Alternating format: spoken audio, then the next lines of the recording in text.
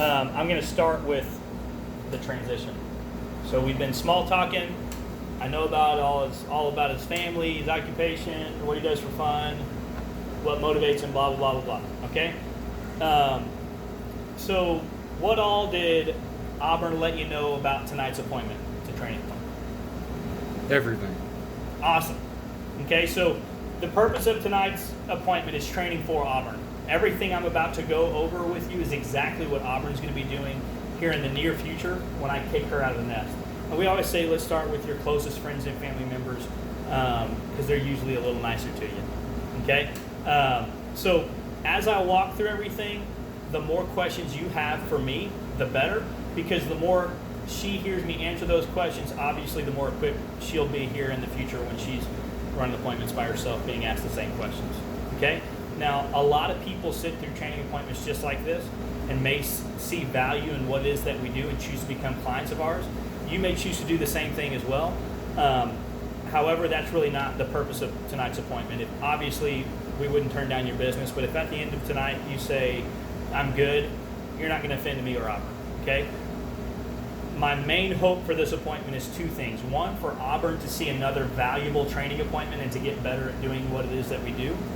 But then two is, my hope is that by the end of the appointment, you would feel comfortable enough with what it is that we do, that as you cross paths with people that would benefit from what it is that Auburn's going to be doing, you'd feel comfortable pointing them in her direction. Is that fair? Awesome. So as I walk through everything, if you can take a look at everything from two different perspectives. One, do the financial concepts that we teach families, do they make sense? And can you see why the majority of people we meet with can in fact benefit from what it is that we do? But then secondly is from an income standpoint, whether it's for yourself or somebody that you know looking for either part-time additional income or even a possible career change. Because we're growing and expanding like crazy in the process of getting a new office up and running here in Waco, and we're definitely looking for more quality people. So as long as you speak highly of them, I'd love to speak with them as well. But if you don't speak highly of them, I don't want to talk to them either. Okay? So I'll go ahead and jump right into it. So before talking with Auburn, had you ever heard of Primerica before? Awesome. That's actually the most common answer that we get. And the main reason is because we do not do any formal advertising. We've never done any TV commercials, radio ads, billboards, nothing like that, because one, it's extremely expensive, and then secondly, realistically, how many people actually pay attention to commercials anymore? Not many. Nope, nobody. We all hate them, right? So really expensive, completely ineffective, so we've never used it. The only form of advertising Primerica has ever used is word of mouth. One satisfied customer pointing us in the direction of another. That's why I was saying those referrals pointing people in our direction. That's why it's so important to us, because that's how we build our business. So Primerica is actually the largest independent financial services company in the industry. We have over 7 million clients, and we recently crossed over 130,000 licensed representatives of the company. That's what makes us number one. So just to give you a size comparison, our biggest competitor is State Farm. Okay, we've got 130,000 licensed agents. How many agents do you guess State Farm has? No clue. Okay, so we've got 130,000. State Farm being the second largest, they've only got 19,000 licensed agents. So we're only about 6 times larger than they are. We're not saying anything good or bad about them, just saying we're a little bit bigger. Okay, we are a Fortune 5. We were founded in 1977. And we are a Fortune 500 company publicly traded on the New York Stock Exchange under PRI. So you can look us up on the Wall Street Journal or Yahoo Finance. That's our ticker symbol. And then I'm sure you're familiar with Forbes magazine. Forbes recently did a study of America's top 50 most trustworthy financial companies, and we were pretty proud to have made that list. And then also, just a couple months ago, Forbes did a study of the top 5 employers in the United States for women, and we were number 1 on that list. So we're pretty proud that Forbes keeps saying good stuff about us. Okay? So that's a little bit about who we are. This is what we do. Okay? These are just a few of literally hundreds of companies that put their products on our shelves. Okay? I'm sure you've heard of most of those companies, right? So the best way to compare what it is that we do as a company would be to compare us with another company like Walmart, okay? Because what is it that Walmart sells? All different products from all different companies. Yeah, pretty much everything, right? Now, what does Walmart manufacture themselves that you cannot get anywhere else? Maybe their food. And see, even then, like the Great Value stuff, I'm sure is what you're talking about. Great Value stuff, Walmart doesn't even make that stuff. Most of it is even the same name brand stuff.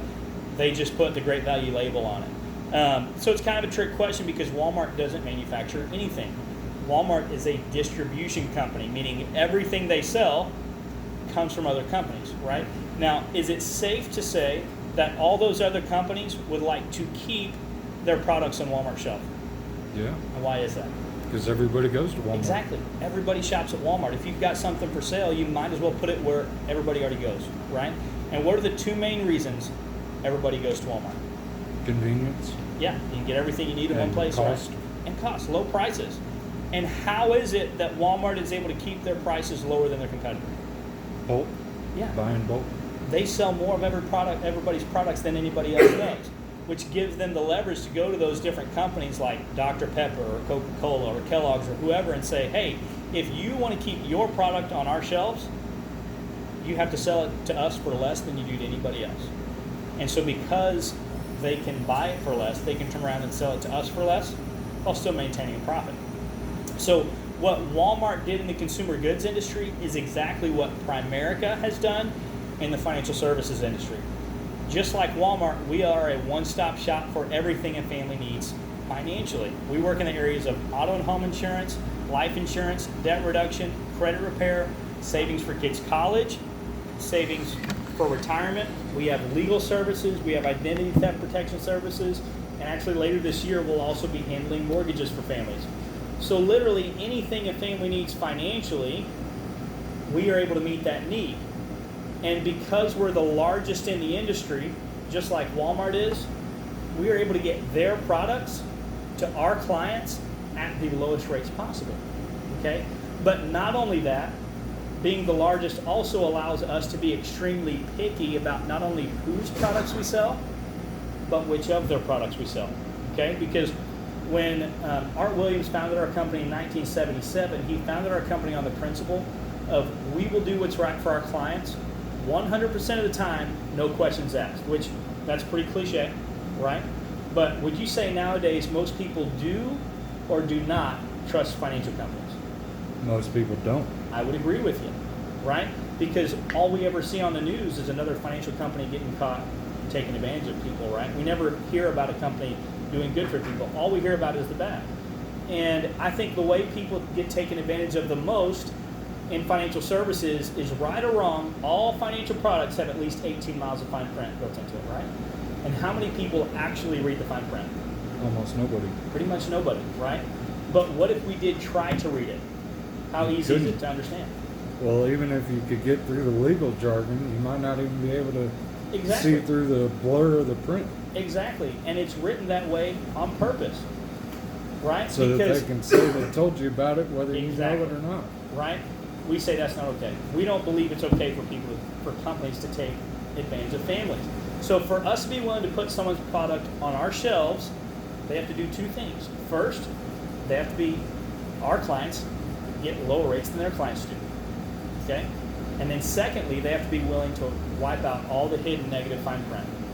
So not only can we get their products at the lowest rate possible, we're getting their product, we're getting our clients a better product that they can't get anywhere else. Can you see how we've got a pretty competitive edge over the rest of the industry? Okay, so that's kind of what we do as a whole. Did I explain that okay? Mhm. Any questions so far? Awesome.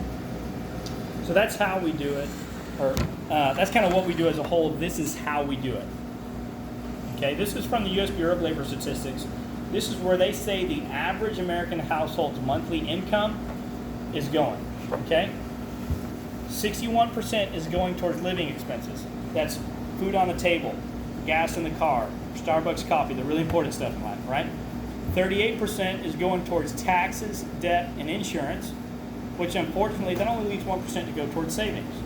Okay, now is it safe to say that everybody would like to be able to retire at some point? Yep. Okay, everybody wants to be able to retire. What percentage of Americans would you guess, age 65 or older, at the age of retirement, what percentage would you guess cannot retire every single year? Couple. That's a good guess, okay? According to the IRS, 95% of Americans age 65 or older cannot retire every single year. And that's why. Because what does it take to be able to retire? Enough money to retire. A whole lot of money. And guess what you'll never have if you're only saving 1% of your income? You'll never have enough money. So the solution is extremely simple. People just need to save more money, right? What do you think most families tell me when I go, hey, all you got to do is start saving more money? What do you think they say? How? How? Right? Because most families today live paycheck to Paycheck. So where's that extra money going to come from? Because how many people do you know that are willing to reduce their living expenses long term just to increase their monthly savings so that they can retire one day? Meaning no more going out to eat, no more cell phone, no more Wi-Fi at the house. We're going to sell the car and buy an old beater, and we're going to just move into a little tiny apartment just so we can save money to retire. How many people are willing to do that? Almost nobody. Nobody. That's their quality of life, right? But it doesn't change the fact that they have to find a way to save more money, right? That's where we come in. Because by law, how many people have to pay income taxes on every single paycheck? Technically, you don't have to until the end of the year. But that's what I mean. As far as income, how many people have to pay income taxes? Everybody. Everybody does, right? And how many people do you know that just love paying their income taxes? Nobody. Nobody. I always say if you do know somebody that enjoys paying their income taxes, we need to get rid of that relationship, send them back to California. I don't know if that's contagious. I like filing my income tax. Yeah. Right? But so what we do is we teach families how their income taxes actually work. Because believe it or not, 99% of the families we meet with have no clue that they're actually overpaying on their income taxes. And so we're able to show them how it works and show them how to legally reduce the amount of money that comes out of every single paycheck going off of SAM. How many people could benefit from that? Most. Just pretty much everybody, right? Next, debt. How many people have some form of student loans, credit cards, or car payments? Damn near everybody. And how many people love being in debt forever? Nobody. Nobody, right? And so once again, what we do is we teach families how their debt works. We're able to show them how to get out of debt years sooner on the least amount of money possible. And a lot of times I'm actually able to free money up on a monthly basis from their debt as well.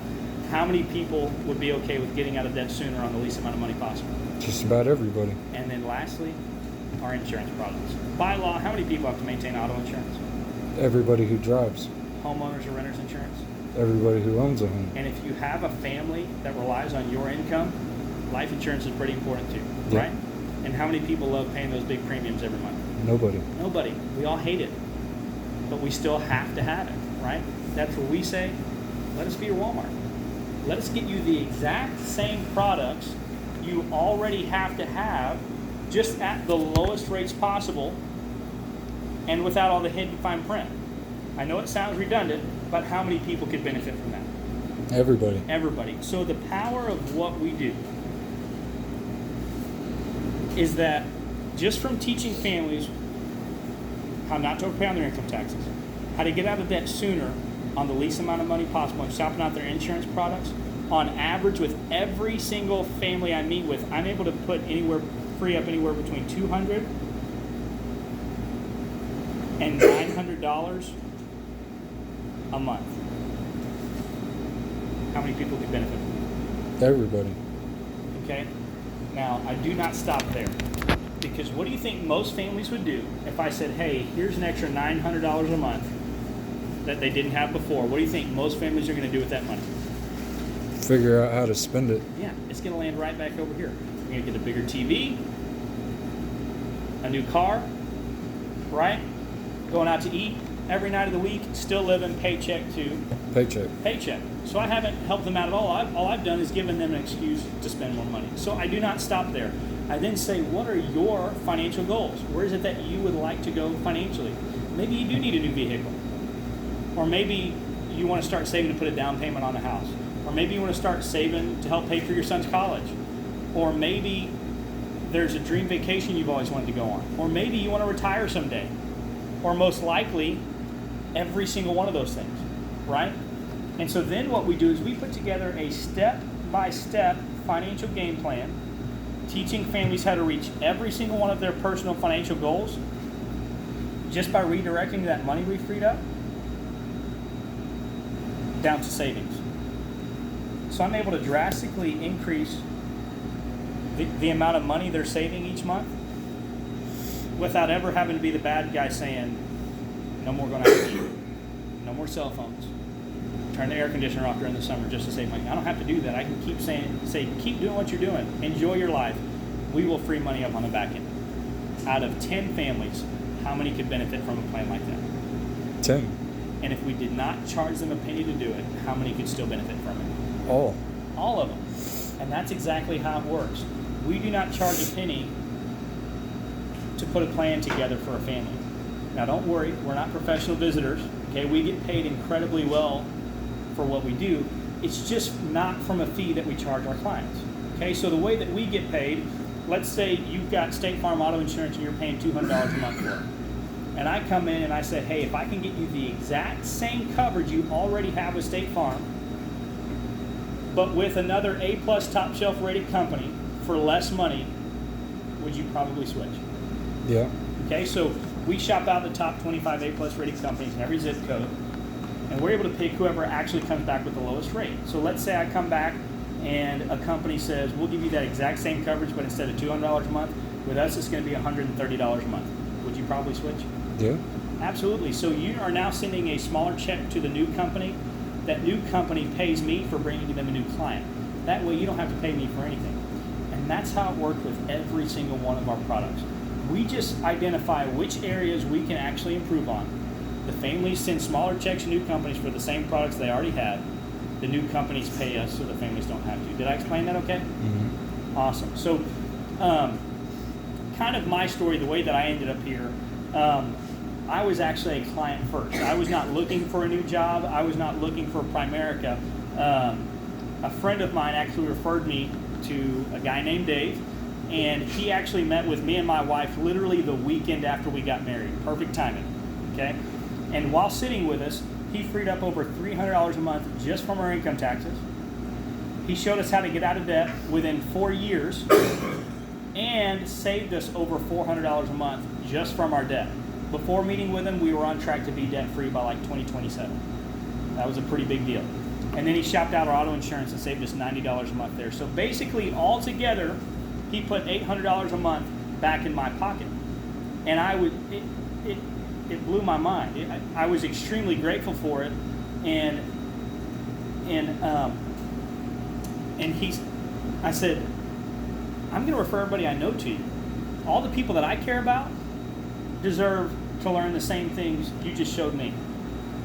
And he said, I'd be more than happy to do that, right? But he said, I've got an alternative for you. He said, would you be offended if I showed you and your wife how much money I made helping y'all out tonight? I said, no, I wouldn't be offended by that at all. And so he spent about 2 hours with us. He calculated up over that 2 hours, he'd been paid over $2,000. And he said, I didn't show you that because I want to brag about it. The reason I showed you that, he said, either one, I can go meet with all those people you were telling me you're about to refer me to, and as you just saw, I'll get paid incredibly well for that.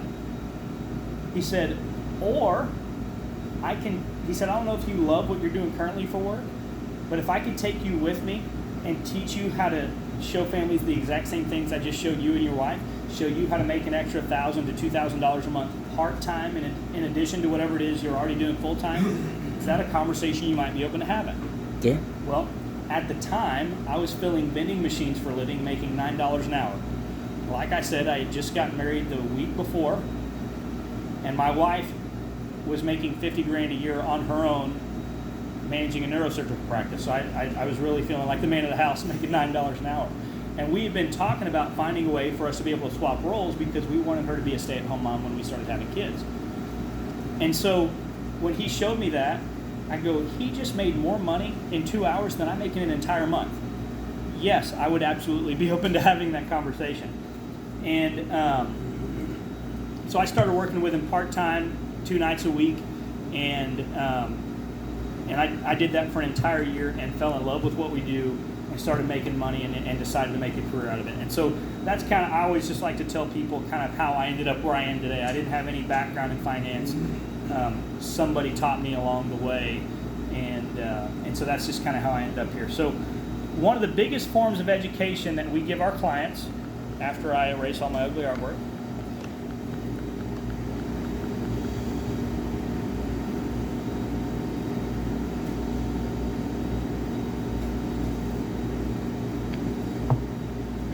okay. This is one of the biggest forms of education that we give our clients. It's called the theory of decreasing responsibility. The name is really not important. But this is the backbone of everything that we do for families. This is the backbone of everything Primerica does from a financial standpoint. So what this illustrates is how early on in life, when we first start our lives financially, and what I mean by that is when we first get married, having kids, and starting a family, everybody starts off over here at point A. Okay? And this is what we call financially dependent, because early on in life, when we first start a family, this green line represents our liabilities being at its highest point that it'll ever be. Because when we first get married, usually mom's got student loans, credit cards, and a car payment. Dad has student loans, credit cards, and a car payment. Hey, let's get married and have one big payment, right? Oh, and we need a house. So the debt just skyrockets. And then we start having kids, and we both know they're not cheap, right? While on the flip side, this yellow line represents our savings being at its lowest point because we're just getting started, right? Now, at this point in life, what would happen if either of the breadwinners were to unexpectedly pass away? What would happen to the remaining family financially? That'd screw everything up. They'd be financially devastated. Let's say dad passes away, mom's selling the house, selling everything they own, moving into a small apartment, working 2 to 3 jobs just to put food on the table, but then who's going to raise the kids? Because mom's not home, right? That is the exact scenario if there's no life insurance in force. And so that is why life insurance, there's an extremely high need for life insurance early on in life. Okay? However, contrary to popular belief, you do not actually need life insurance for forever. Okay? This is why every life insurance company in the industry hates our company with a passion. Because we teach families you actually do not need life insurance for forever. Because why on earth would other companies want you to believe that you need their life insurance for forever? I don't know. Well, because the longer you have it, the more money they make, right? Okay. Does that make sense? So what we teach families is you don't actually need it for forever, and I'll explain why. My job when I sit with a family is to help them get out of debt as quickly as possible. I'm going to put together a program that's going to help them pay off their debt, maybe not as quickly as they'd like to, but at some point they will get to a point where they are completely debt-free. Okay? While on the flip side, making sure they're saving as much money as possible, and not just saving it, making sure that money is working as hard as possible for them. Because I don't know about you, I work really hard for my money. And I believe my money should be working hard for me too. Okay? Until we get to a point right here at point B. Okay, and I'm just going to use Forbes numbers. Forbes says if you want to be able to retire by age 65 and not have to worry about running out of money before you pass away, you have to have at least $1 million in the bank. Okay? So let's just say you get to this point, you've got $1 million in the bank, your debt is completely paid off, the kids are grown. Obviously, there's never a good time to lose a spouse, but if you were to lose a spouse at this point, would you be financially devastated? No. No, you're self-insured. And so when we put together a plan this way, we can actually pinpoint exactly how long it's going to take to get from point A to point B, which is much less expensive than insuring someone's life for forever. Does that make sense? And so when we put together a plan this way, it protects the family 2 different ways. One, it protects the family early on in life in case something unexpected happens. It's a defensive side of the plan. That's what all of our insurance products do. They protect us in the event of something bad happening. Okay? While on the flip side, it allows us to save as much money as possible to protect us if we do get to point B the way we hope we do. It makes sure we have enough money in place that we don't have to worry about outliving that money and having to go back to work. Does that make sense? So my question for you is, what is your plan for your family if you were to die too early, unexpectedly, or you do get to point B? What's the plan to make sure you don't end up running out of money? There is no plan. And unfortunately, that is the most common answer I get. See, I don't believe people plan on failing. I don't think people hope that one day they die and leave their family financially destitute. I don't think people hope to work every day for the rest of their lives and never get to enjoy a day of retirement. Nobody plans on doing that. The problem is that they failed to plan. And so the answer to that question, the solution to that problem, is that financial plan that I was talking about earlier. We call it an FNA, or a financial needs analysis. I'm not cussing at you, all right? So 3 things. 1, they're 100% complimentary, okay? Like I said earlier, we do not charge a penny for it. 2, it's 100% confidential, okay? We don't share anybody's personal information with anyone. If we ever did get caught doing that, we would literally lose all of our licenses. And then lastly, it's 100% customized. It's not just, hey, read this pamphlet. This is how we believe finances should work. Good luck, okay?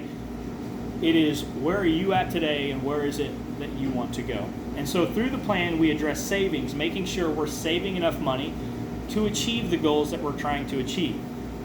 Secondly is debt elimination, getting out of debt as quickly as possible, once again on as little money as possible.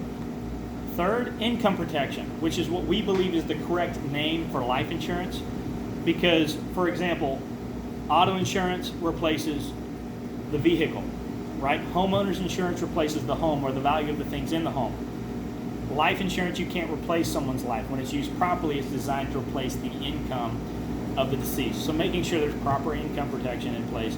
And then lastly, income management from 2 sides. 1, making sure the money that is coming into the home isn't leaking out under the cracks, going to places it doesn't need to be going. But 2, a lot of times it's just making sure we are making enough money to reach our goals, right? Because maybe somebody has certain goals that they want to achieve, but the issue is they just don't make enough money. Well, let me ask you, would you rather come up with lesser goals or find a way to make more money? What's everybody going to say? I want to make more money, right? And so we're able to help address that. Okay, now at this point, 50% of the families I meet with, they say, you know what, we're doing pretty good financially, but we would definitely be open to a second opinion and make sure we do have the right type of life insurance, and also making sure we're on track to reach retirement the way we want to.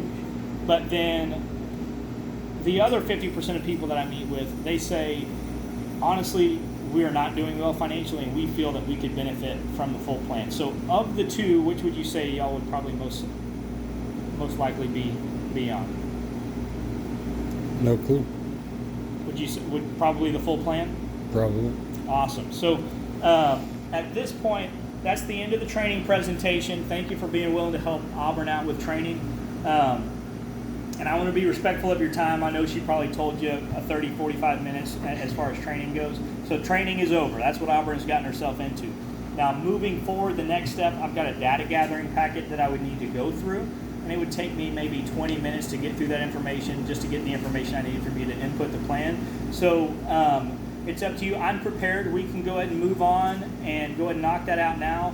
Or like I said, I want to be respectful of your time. We can just set another time to get together and gather that information. Of the 2, which works best for you? Just go ahead and cut it right there.